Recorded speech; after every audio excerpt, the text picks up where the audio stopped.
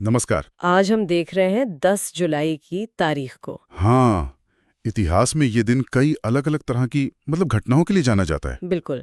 इसमें आपको अजीब विरोध की कहानियां मिलेंगी, विज्ञान पर बहस, तकनीकी छलांग और हाँ, राजनीतिक उथल-पुथल भी। तो हमारे पास जो जानकारी है, कोशिश रहेगी कि उसमें से कुछ सबसे दिलचस्प पहलू निकालें। चलिए फिर शुरू करते हैं। एक बहुत पुरानी कहानी से उठाते हैं बात। हाँ।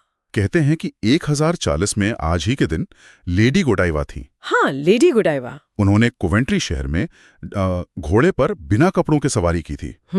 और वजह, उनके पति ने जो भारी टैक्स लगा दिए थे उसके विरोध में। अब देखिए, ये कहानी चाहे सच हो या सिर्फ एक लोक कथा, मतलब इसका सच होना उतना जरूरी नहीं। अच्छा। हाँ, जरूरी ये है कि ये अन्याय के खिलाफ खड़े होने का एक कह सकते हैं अनोखा प्रतीक बन गई। सही बात है। ये दिखाता है कि लोग कितने अलग अलग तरीकों से विरोध जता सकते हैं और ये कहानियां कैसे सदियों तक जिंदा रहती हैं। बिल्कुल।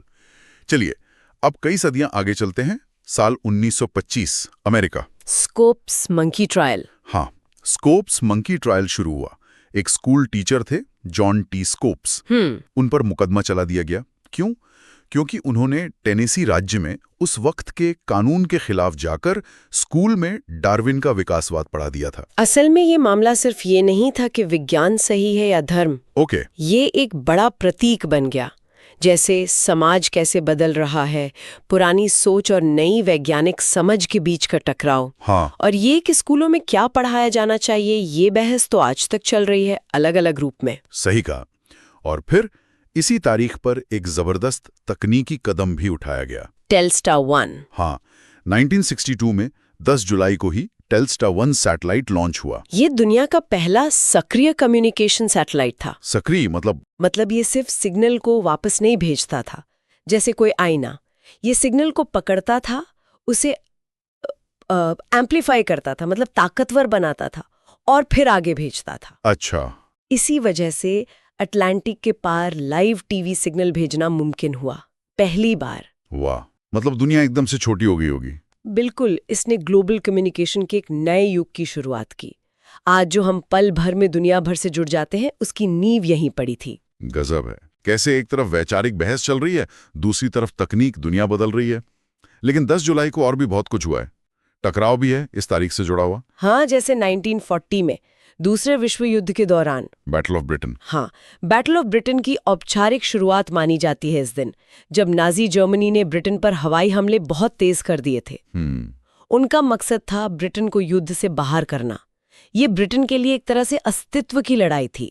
और दूसरी तरफ देखें तो 1985 में रेनबो वॉरियर। हाँ, न्यूजीलैंड में ग्रीन पीस का जहाज था रेनबो वॉरियर।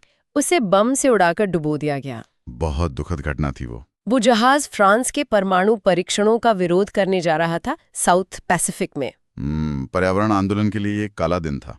और फिर थोड़ा और आगे बढ़ें तो राजनीतिक तौर पर भी ये तारीख अहम है। 1991 की बात कर रहे हैं आप? हाँ, 1991 में बोरिस येल्त्सिन, उन्होंने रूस के पहले चुने हुए राष्ट्रपति के तौर पर शपथ ली थी, सोवियत संघ के टूटने के बाद। एक पूरा युग बदल रहा था। बिल्कुल, एक नए दौर की शुरुआत थी वो, जिसके अपने चैलेंज थे, अपने बदलाव थे।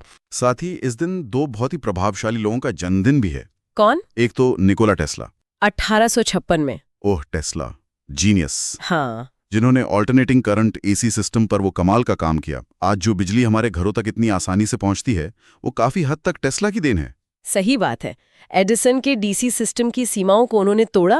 बिल्कुल। और दूसरे हैं आर्थर एश, 1943 में जन्मे, महान टेनिस खिलाड़ी और उतरे ही महान नागरिक अधिकार कार्यकर्ता भी। उन्होंने खेल की दुनिया में रंग भेद के खिलाफ आवाज उठाई और समाज में भी। शायद उनमें भी लेडी गोडाइवा वाला जज्बा था, अन्याय के खिलाफ खड़े होने का। हो सकता है।